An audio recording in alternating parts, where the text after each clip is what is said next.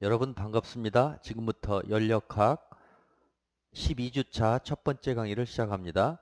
지난 시간 말미에 연력학 제2법칙 앞부분 얘기를 했어요. 그래서 오늘 이번 주에는 이번 주와 다음 주 되면 이제 5장, 6장 거의 다 마무리할 수 있을 것 같아요. 그래서 이번 주 세 번의 강의를 통해서 5장을 주로 할 텐데 5장과 6장은 연결되어 있기 때문에 저걸 함께 여러분들이 5장, 6장을 한 번에 쭉 읽어볼 필요가 있습니다. 어, 그래서 지난 시간에 안내 드린 것처럼 지금 엔트로피라는 개념을 유도할 텐데 6장에 이르러서 어, 이 엔트로피 개념이 조금 에너지 개념에 비해서 조금 어, 생소할 수도 있고 어려울 수도 있어요. 연력학은 크게 두 가지 법칙이 있다고 했죠. 1법칙과 2법칙. 1법칙은 에너지 보존, 2법칙은 엔트로피는 증가한다. 일반적으로 증가한다. 그렇게 얘기를 했잖아요. 그래서 키워드가 에너지와 엔트로피인데 에너지는 비교적 쉽게 유도를 했어요. 열과 일의 등가성. 열과 일이 본질적으로 같다. 그래서 열과 일을 사이클에 적용한 다음에 수학적으로 이렇게 논리를 구성해서 사이클을 절반씩 쪼개서 했었죠. 해서 해보니까 열과 일의 그 차이 값이 항상 미분 가능한 값이 되기 때문에 열과 일은 미분 불가능한 값이지만 열과 일의 차이 값은 항상 그 경로에 무관한 값이 나오더라. 그래서 그것은 일종의 포인트 펑션, 점함수 또는 프로퍼티라고 새롭게 정의할 수 있고 그것을 델 큐 빼기 델 W 각각은 프로퍼티가 아니지만 이거 차이는 항상 프로퍼티가 되더라. 그래서 이렇게 D자를 써줬죠. 미분 가능한 의미로 이렇게 그걸 정의를 쉽게 했었는데 엔트로피의 경우에는 엔트로피를 우리가 S라고 하고 엔트로피의 변화를 DS라고 하면 DS는 최종식은 열이 들어올 때 그 시스템의 온도로 나누면 그게 엔트로피의 변화가 돼요. 결론부터 말씀드리면 그래서 이 결론에 이르게 할 텐데 이게 무슨 얘기냐면 어떤 시스템이 여기 있는데 시스템의 온도가 T예요. 편의상 일정하다고 합시다. T는 일정하다고 가정해봐요. 일정하지 않을 때도 우리가 다 구할 수 있어요. 그래서 제일 쉬운 거 어떤 시스템의 온도가 일정한 시스템이 있는데 외부에서 이 시스템 안으로 서라운딩에서 열이 들어왔어. 델 Q만큼 이렇게 들어왔어요. 그렇죠? 그럼 에너지 보존으로 보면은 얘는 열을 받고 얘는 열을 잃었으니까 토탈은 에너지는 보존되겠지? 에너지 변화는 없죠. 토탈로 이렇게 잡으면. 그걸 이제 엔트로피도 마찬가지로 여기에 이 시스템의 엔트로피 변화는 이제 최종식이 이제 유도됐다고 가정하고 먼저 한번 생각해 보면 들어온 열 나누기 이 시스템의 온도 이렇게 돼 시스템 이게 시스템 이만큼 엔트로피가 늘어나요. 열을 받으면 엔트로피는 늘어나. 그럼 이 서라운딩 입장에서는 이것도 하나의 시스템이라 서라운딩이라고 하면 서라운딩이라는 시스템이라고 보면 얘는 열을 빼앗겼으니까 어? 마이너스 델 Q 나누기 T 서라운딩 이렇게 되겠지. 얘는 엔트로피가 감소 뺏겼으니까 얘는 받았으니까 증가. 그런데 이 차이 이걸 토탈 시스템이라고 그러면 이 토탈 시스템에 대해서는 엔트로피 토탈은 엔트로피 시스템 더하기 엔트로피 서라운딩 이렇게 되니까 어떻게 돼요? 여기 T 시스템분의 들어온 델 Q 더하기 T 서라운딩분의 나가는 델 Q 이렇게 되는데 열이 어디에서 어디로 흐른다고 그랬어요? 여기 서라운딩에서 시스템으로 가죠? 그러면 어떤 온도가 높겠어? 얘가 높겠어요? 얘가 높겠어요? 여기서 1이 가니까 얘가 높겠지. 얘가 높다는 것은 이게 이 값이 더 크다는 거죠. 이게 더 작으니까 얘보다. 그러니까 항상 플러스 값이 나와. 이렇게 플러스 값. 그러니까 토탈 시스템 이건 이제 이상적으로 하면 이것을 isolated 시스템으로 생각하면 돼요. 우리가 관심 있는 시스템과 그걸 덮고 있는 서라운딩, 주변 두 개로만 생각해.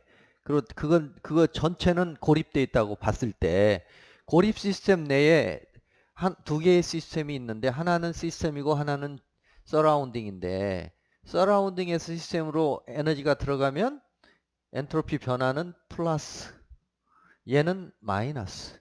그래서 토탈로 치면 플러스 마이너스인데 계산해 보면 항상 이 델 Q와 이 델 Q는 같으니까 에너지 보존에 의해서 같죠? 온도만 다르겠지. 주는 쪽이 높은 곳에서 낮은 쪽으로 가잖아요. 얘가 큰 값, 얘가 작은 값. 그러니까 얘가 큰 값, 얘가 작은 값에서 항상 플러스가 되더라. 엔트로피는 항상 증가하더라. 이게 이제 핵심이에요. 가장 쉽게 한번 먼저 설명해 본 거야.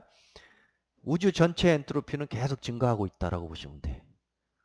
태양에서 지구로 열이 빠져나가고 있고 우주에서 서로 주거니 받거니에서 열 전달이 일어나면 한쪽에서는 엔트로피가 증가하고 받은 쪽에서는 증가하고 버린 쪽에서는 감소하고 그렇지만 전체를 다 하나의 시스템으로 간주하면 엔트로피는 항상 증가하는 쪽이더라. 그래서 우주는 어떤 한 방향을 향해서 간다 라고 이제 철학적인 결론까지 나와요. 이게 엔트로피 법칙이 굉장히 심오해요. 우주 전체의 에너지는 보존이 되지만 우주 전체의 엔트로피는 가면 갈수록 커진다. 이런 뜻이야. 엔트로피가 커진다는 것은 질서에서 무질서로 간다라고 봐도 돼요. 질서에서 무질서로. 물론 부분적으로는 질서가 생기고 부분적으로는 무질서해지지만 합은 항상 무질서 쪽으로 간다. 그러니까 이걸 가만히 이제 사람들이 생각해 보니까 아 우주가 점점 질서가 깨지고 무질서하는 쪽으로 가네. 그러면 언젠가는 완전히 무질서한 상태로 가겠구나. 그게 우주의 종말인가? 이렇게까지 이제 생각하는 거예요. 그래서 이 그 우주론을 얘기하는 사람들이 이 엔트로피 법칙을 많이 인용합니다. 그리고 요즘에는 이제 엔트로피란 용어 자체가 이제 이 사회 현상, 사회과학에서도 엔트로피를 얘기해요. 그래서 우리 이제 환경 문제 할 때도 이 환경을 아껴야 된다 할 때도 엔트로피를 어떻게 하면 감소할 덜 늘어날 수 있도록 하자. 그런 의미가 되겠어요. 그래서 어 이제 이 엔트로피라는 결론에 이르기까지 지난 시간에도 다시 한번 말씀드렸지만 이 법칙에 두 가지 서술이 있었어요. 켈빈 플랑크 서술, 그 다음에 클라시우스 서술, 이렇게 두 가지가 있었죠. 그래서 이 서술이 이제 하나는 열은 자발적으로는 고온에서 저온으로 흐를 수 없다 이런 뜻이었고, 요 켈빈 플랑크는 열 기관, 엔진과 관련된 표현이고, 요것은 이제 냉동기와 관련된 표현이라고 보면 되는데, 클라시우스 서술은 열은 자발적으로는 고온에서 저온에서 고온으로 못 간다. 아니 자발적으로는 항상 고온에서 저온으로 흐르죠. 열이라는 것은. 그래서 저온에서 고온으로 흐를 수 없다라는 의미가 이 법칙을 상징해. 즉 방향성을 얘기하는 거죠. 방향성. 이 법칙은 어떤 방향성을 얘기해요. 엔트로피가 항상 증가하는 쪽으로 간다. 열은 항상 고온에서 저온으로 흐른다. 켈빈과 플랑크는 엔진 관점에서 단일 열원하고만 열 교환하면서 연속적으로 일을 하는 이런 엔진은 불가능하다. 반드시 두 개 이상의 열원이 있어서 한쪽에서는 받고 이게 시스템이면 한쪽에서는 버려줘야 작동된다. 그래서 이게 만약에 예를 들어 100만큼 에너지를 받고 50만큼 60만큼 에너지를 버리면 W는 QH-Q 연력학 1법칙 에너지 보존 법칙에 의해서 요 차이만큼 일을 하겠죠. 그래서 40만큼 일을 한다. 그러면 이 시스템의 효율, 이 엔진의 효율은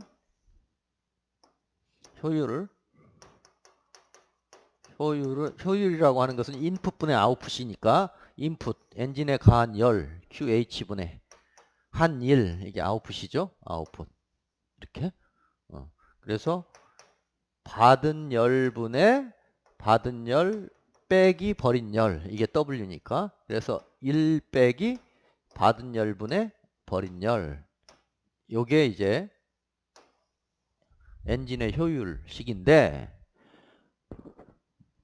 켈빈 플랑크 서술의 의미는 뭐냐면 만약에 이게 없다. 단일 열원하고만 열교환하면서 사이클로 연속적으로 일을 한다는 것은 QL이 제로란 뜻이잖아요. 그쵸? 여기 T 이게 제로니까 뭐야? QH분의 W 얘가 제로라는 뜻이잖아. 켈빈 플랑크 서술에서 말하고 있는 단일 열원하고만 열교환하는 것은 이게 제로라는 뜻이 버리지 않고 받은 걸 고스란히 1로만 바꾸는 거니까 효율이 100%. 그죠? 1이지 1. 즉 효율이 100%. 그것은 불가능하다는 뜻이지. 그러니까 100% 효율을 가진 엔진은 만들 수 없다. 그런 뜻이야. 켈빈 플랑크 서술. 다 쉽게 얘기하면 효율 100%짜리는 불가능하다. 100%짜리 엔진 불가능하죠. 지금 뭐 가솔린, 디젤 해봐야 몇 %야? 뭐 한 40%, 30%, 40% 수준이잖아요. 연료전지차를 하더라도 뭐 한 4, 50%, 또는 그 10가지 쓴다고 해도 뭐 한 50%, 60% 이렇게 되니까 항상 그래요. 받은 걸 다 유용한 일로 만들 수가 없어. 이게 아무리 완벽하게 만들어도. 그러면 도대체 얼마나 어디까지 최대 효율을 만들 수 있나? 이게 이제 궁금한 거지. 두 개의 온도가 있어야 돼. 1000도와 뭐 200도 사이에서 엔진이 작동한다. 그러면 1000도와 200도 사이에서 작동하는 엔진은 효율이 100%는 물론 말도 안 되고 구체적으로 그러면 얼마가 맥시멈이냐? 이런 것을 이제 연구한 사람이 카르노예요. 카르노. 그래서 오늘은 카르노 사이클에 대해서 살펴보도록 할 거예요. 그래서 이 법칙이 나오기까지 서술, 그래서 여기 이제 방향성 얘기, 방향성 또는 비가역성 여기를 지난 시간에 했어요. 자연현상에는 방향성이 존재한다. 열은 고온에서 저온으로 흐른다. 또 농도는 높은 곳에서 농도가 컨센트레이션 높은 쪽에서 낮은 쪽으로 확산된다. 또 뭐가 있어? 그 다음에 압력이 높은 곳에서 낮은 쪽으로 팽창한다.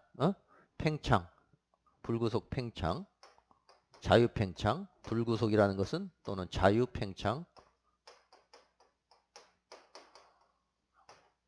압력이 높은 곳에서 압력이 낮은 쪽으로 팽창해 가죠. 이런 식으로 다 방향성이 있어요. 이렇게 방향성. 이 방향성이 곧 비가역성이라는 뜻이죠. 한쪽 방향으로만. 가역이 안 된다. 가역. 서로 왔다 갔다 할 수 있는 게 가역이에요. 주변에 아무런 영향을 미치지 않고 왔다 갔다 할 수 있는 게 가역성인데 그렇지 않다는 거지. 자연현상에 열 전달, 물질 전달, 또 이게 압력에 의해서 이동하는 거, 또 뭐 진동 같은 거 있잖아요. 진동. 여기 지금 추가 매달려 있는데 추를 이렇게 놓으면은 왔다 갔다 하죠. 만약에 가역적이라고 하면 영원히 왔다 갔다 할 건데 이 추와 뭐 공기하고 마찰이라든가 이 선과 여기에 매달려 있는 거에 어떤 마찰이라든가 이런 것 때문에 점점 멈춰지죠. 이렇게. 다 비가역성. 사람도 점점점 늙어가죠. 이것도 비가역성이에요. 그래서 우주 만물은 다 비가역적이에요. 어떤 방향성을 가지고 있어. 그 비가역성을 정량화해서 어떤 물리량으로 바꾼 것이 엔트로피라고 보면 돼요. 비가역성이 크다? 엔트로피가 많이 증가한다. 그런 의미가 되겠어요. 그래서 비가역성 얘기를 했었고, 가역과 비가역 얘기를 지난 시간에 했고, 그래서 어떻게 하면 아까 말한 그 비가역성을 줄여나갈 수 있을까? 이게 비가역적인데, 기본적으로 자연현상은 다 비가역적인데, 이거를 가능하면 가역에 가깝게 100% 가역은 불가능해. 가역에 가깝게 하는 방식이, 아까 열전달 같은 경우는 열전달의 온도차 때문에 열이 이동하는데 이 온도차를 굉장히 작게 하자. 이 델타 T를 굉장히 미소하게 하자. 미소하게 하면은 열전달이 가역에 가까워지겠죠. 그렇죠? 뭐 농도에 의해서 뭐 이동한다 그러면 농도차를 굉장히 작게 하자. 농도차를 작게 하자. 또 압력차도 굉장히 작게 하자. 굉장히 작게 하면 가역에 가깝다. 그런 식으로 해서 가역적으로 어떤 장치를 돌리면 효율을 높일 수 있겠구나. 이런 이제 아이디어가 나와요. 그래서 카르노 사이클을 냅니다. 카르노라는 사람이 엔진을 다음과 같이 사이클을 구성해서 카르노 사이클이라고 하는데, 카르노 사이클 이렇게 만들면 가역에 가깝게 운전하는 거다. 즉 가역 사이클을 제한을 해요. 오늘 이게 이제 핵심이 되겠고, 그래서 카르노 사이클 설명을 드리고, 그 다음에 이제 카르노 사이클이 나오니까 이 카르노 사이클의 성질 중에 조금 이따가 다시 할 거예요. 우선 큰 그림을 그리고, 카르노 사이클의 효율은 1-QH분의 QL, 이게 일반적인 엔진의 효율이었는데, 이게 카르노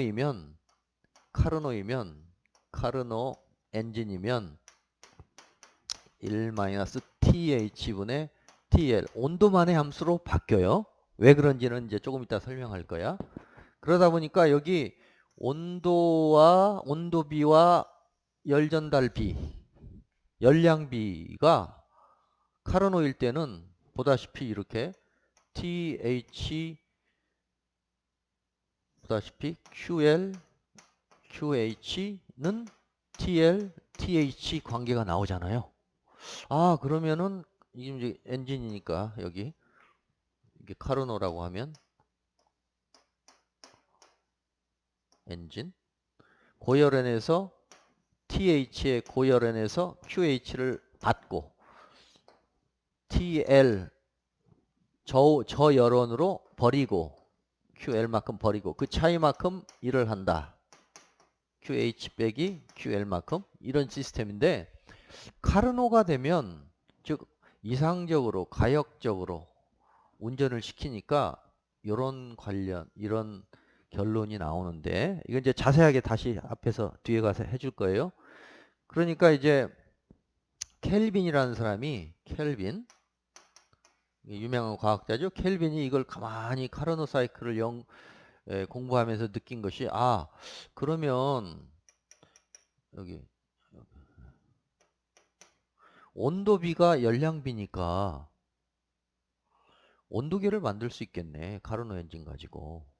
그래서 여기 봐요. 온도비, 임의의 온도와 레퍼런스 온도의 비는 카르노 엔진에서 그 온도와 그 열량과 그 임의의 온도에 해당하는 열량과 그때의 레퍼런스, 이렇게. 그래서 여기는 이제 고정을 하는 거죠. 이쪽 QL 쪽은 레퍼런스 값을 주는 거야. 예를 들어서 삼중점, 얘를 삼중점으로 잡아봐. 얘를 삼중점 T 트리플, 물의 삼중점 트리플. 물의 삼중점은 얼마예요? 270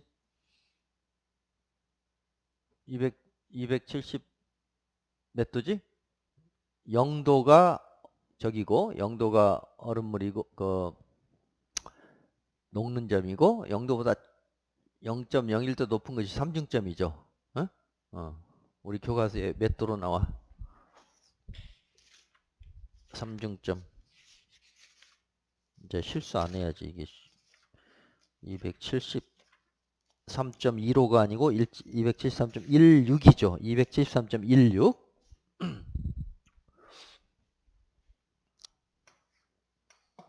그래서 임의의 온도는 삼중점의 온도를 기준으로 잡고 트리플. 그 삼중점에 해당하는 열량이 이미 이제 정해져 있으니까 트리플 문에 Q 이렇게 해서 온도계를 만들자. 이게 지금 온도계라고 해봐요. 이거는 고정돼 있어. 레퍼런스 값으로. 이건 이미 이제 실험으로 구해놨어요. T 트리플 그때 빠져나가는 Q 트리플 이건 측정을 해놨다고 가정해. 그리고 우리는 이제 이쪽에서 이건 이제 임의의 T가 되고 임의의 Q가 되는 거야. 그래서 카르노 엔진으로 들어가는 이 Q가 예를 들어 0이면 T는 0, Q가 1이면 T는 뭐 여기 이 비례에 의해서 만약에 여기 Q가 0이면 그때는 절대 온도가 0이 되는 거지. 켈빈 온도 0도. 이게 이제 늘어나서 삼중점이 되면 뭐 어떻게 돼? 그래서 이게 0부터 0도부터 0 켈빈부터 무한대까지 가능한 온도 시스템을 켈빈이 제한을 해요. 이게 켈빈의 절대 온도지. 절대 온도. 또는 이걸 연력학적 온도라고 불러요. 연력학적 온도. 알고 보니까 이게 이상기체 그 온도예요. 이상기체 식을 만족하는 그 온도. 이상기체 온도.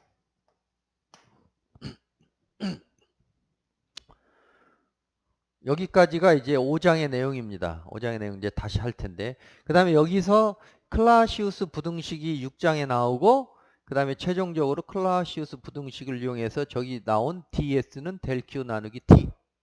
그 엔트로피식이, 정의식이 유도가 됩니다. 아시겠죠? 자, 그러면 이제 오늘 카르노 사이클부터 해보도록 할게요. 이 전체 얘기, 5장 얘기를 주로 했고, 6장은 이제 여기 이어서 클라시우스 부등식과 엔트로피가 유도된다까지 6장에 담겨 있다는 말씀을 드렸고, 지난 시간에 가역 비가역까지 했으니까 이제 교과서를 보시면 교과서에 몇 페이지에 나와요? 그러니까 가역 과정은 얘기를 했었고, 비가역 카르노 사이클 198페이지 보세요. 198페이지 카르노 사이클 소개가 이렇게 화면에 잡혔어? 이 나오죠? 카르노가 1824년에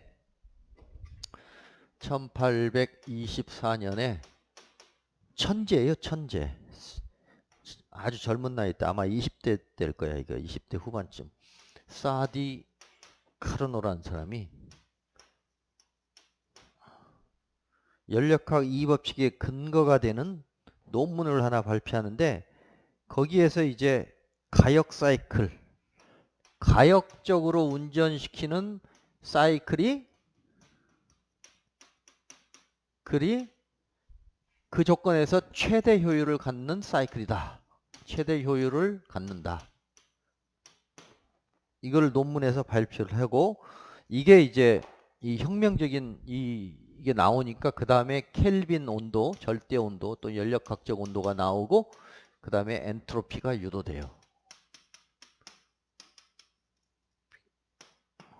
그러니까 이 카르노의 공이 굉장히 큰데, 자, 카르노는 이제 아까 가역 비가역에서 운전을 가역에 가깝게 하면 효율이 크겠구나 라는 생각을 하는 거예요. 그러면 비가역성을 줄이는 방법, 온도차가 있으면 온도차를 작게 만든다. 팽창할 때는 그때 천천히 팽창시킨다. 결론적으로 얘기하면 운전을 무지무지하게 천천히 시키면 돼. 열 전달도 미소열 온도차를 가지고 조금씩 열을 넣고 팽창도 느리게 하면 할수록 효율은 높아져요.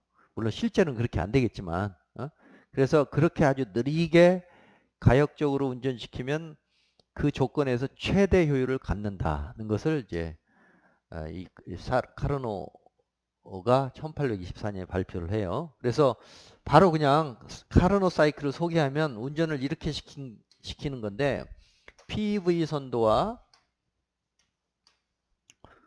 TS 선도상에서 운전을 시키는데 두 개의 가역 과정, 가역 등온 과정. 우리가 등온 과정이면은 어떻게 돼요? PV 선도상에서 PV는 일정이잖아요. 등온이면 두 개의 등온으로 이렇게 등온 과정, 등온 과정. 가역 등온이지 물론 가역 등온, 등온 과정. 등온 과정이 이렇게 되는 거 이해하시죠? 어? 등온 과정이면은 뭐야? PV는 컨스턴트잖아. 그러니까 P는 C 곱하기 V분의 1. 그러니까 이런 그래프지. P는 V분의 1이니까 Y는 X분의 1 그래프. 그래서 등온 과정. 예를 들어 여기가 1, 출발점 1, 출발점 2다. 두 개의 등온 과정이 있고, 너무 이상하게 그렸네. 그 다음에 두 개의 가역 단열 과정. 단열 과정은 여기 등온 과정은 PV는 일정이고 단열 과정은 PV의 K는 일정이지. 그러니까 기울기가 조금 더 급해요. 이렇게 PV의 K는 일정. 이건 무슨 과정? 단열 과정. 우리가 앞에서 배웠잖아요. 단열 과정. 이 K가 1보다 크니까 더 기울기가 크겠지. 보통 공기 같으면 K가 1.4잖아요. 여기는 P의 1승이고 1.4승이니까 예, 그래프가 더 밑으로 가요. 단열 과정. 그 다음에 여기 2, 3. 그 다음에 다시 등온 과정으로 보내주고 3. 여기 등온 과정. 다시 또 단열 과정으로 이렇게 운전시키면 좋겠다. 그래서 여기 우리 교과서에 보면 이제 이 199페이지 요 그림이 나와 있죠. 피스톤을 움직여요. 피스톤을 움직이는데 그거 보시면서 강의 들으세요. 그럼 처음에 이제 출발점에서 열을 등온에서 열을 받아요. QH. 등온 상태에서 열을 받아요. QH. 받으면 어떻게 되겠어? 팽창하겠지? 그래서 등온 팽창해. 이렇게. 그런 다음에 열만 공급을 차단해. 그러면 단열 상태가 되면서 계속 팽창을 해요. 그 다음에 이제 열을 빼앗아 식혀줘. QL로. 그러면 이게 이제 압축이 되겠지. 등온 압축이 되고 또 이 열 식히는 걸 냉각을 멈춰. 그러면 계속해서 원래 자리로 가면서 단열 압축. 그러니까 등온 압축, 단열 압축, 이게 등온 팽창, 단열 팽창, 등온 압축, 단열 압축. 이렇게 사이클을 구성할 때 이때 열 전달할 때 이 시스템의 온도와 이 주변 온도가 이 델타 T가 있을 텐데 이 델타 T가 이제 0에 가깝게 하자. 그거지. 그 다음에 여기서 팽창할 때도 천천히 팽창해서 자유 팽창이 아니고 확 팽창시키는 게 아니라 천천히 팽창시키자. 열 전달 냉각시킬 때도 여기 온도차가 약간 있어야 열 전달이 되겠지. 물론. 근데 그게 거의 0에 가깝게 미소 온도차로 천천히 냉각시키자. 그다음에 압축할 때도 천천히 압축시키자. 그런 뜻이에요. 그러면 이걸 TS 선도상으로 다시 그려보면 등온이니까 1에서 2까지는 등온 상태니까 이렇게 되겠지. 1, 2. 그 다음에 2에서 3은 단열. 단열이면 엔트로피 변화가 없어요. 뒤에 결론을 물론 땡겨왔는데 단열이면 엔트로피가 변화가 없어. 이 S는 엔트로피예요. 지금 미리 우리 교과서에는 없지만 미리 땡겨서 지금 설명할 테니까 참고하세요. 엔트로피가 변화가 없이 이게 등온, 가역 등온, 이게 가역 단열. 그러면 가역 단열은 등 엔트로피. 뒤에 가서 다시 설명할 거예요. 이렇게. 그다음에 다시 가역 등온, 그다음에 가역 단열. 이렇게. 이런 그래프. 이런 그래프를 만족시키는 사이클을 카르노 사이클이라고 불러요. 아시겠죠? 이렇게 하면 효율이 어떻게 나오냐면 효율이 1-QH분의 QL인데 카르노로 바꾸면 1-TH분의 TL로 온도만의 함수로 바뀌더라. 이게 카르노 엔진 또는 리버서블 가역 사이클의 효율이에요. 그래서 온도만 딱 정해지면 카르노 효율이 딱 나와요. 이게 가능한 최대값이야. 예를 들어 1000켈빈, 300켈빈 사이에서 작동하는 엔진은 맥시멈 효율은 카르노 엔진으로 하는 건데, 이것은 온도만의 함수가 되니까 1-1000켈빈분의 300켈빈 그럼 얼마야? 1000분의 300 그러면 0.7 나오겠지? 70%가 최대란 뜻이에요. 아무리 잘 만들어도 70%를 넘을 수가 없어. 이게 맥시멈이야. 항상 아래야. 그런데 이제 가끔 특허청에 있는데 친구가 그러는데 아직도 뭐 엔진 효율을 80%, 90%짜리 엔진을 만들었다고 특허를 내달라는 거예요. 그러면 그 운전 조건을 보면 이 온도가 몇 도 또 나오겠지. 그럼 그 온도 가지고 맥시멈 값을 계산해 보면 예를 들어 0.7이 나와. 그런데 그 사람들은 0.8이 나온다고 주장해. 그럼 어떻게 될까? 볼 것도 없이 그냥 기각, 아웃이야. 아시겠어요? 그래서 그런 기준을 삼는데 카르노 엔진이 사용이 됩니다. 아무리 잘해도 이걸 넘을 수는 없겠지, 당연히. 이게 맥시멈 효율이니까. 그래서 이런 개념을 아셔야 돼요. 비가역성을 줄여서 가역으로 만든 가역 사이클이 그 조건에서 최대의 효율을 갖는다. 그것은 온도만의 함수로 바뀌면서 열량의 함수가 온도 함수만으로 바뀌면서 쉽게 계산이 가능하다. 그것은 디젤이든 가솔린이든 상관없다. 재료의 종류 아무 상관없어요. 온도 조건에만 상관이 있어. 그렇죠? 그래서 모든 카르노 사이클 동일한 온도 조건에서 돌리는 임의의 사이클의 효율은 가역 사이클은 다 똑같아. 이렇게. 그리고 그게 맥시멈이야. 아시겠죠? 그게 맥시멈. 조금 쉬었다가 두 번째 시간에 계속해서 이제 좀 더 자세히 이 부분을 설명을 하고 왜 카르노 사이클에서는 이 열량비가 온도비로 바뀌는지, 그래서 훨씬 쉬워지는지, 온도만의 함수로 되니까 훨씬 쉬워지는지를 설명을 하도록 할게요.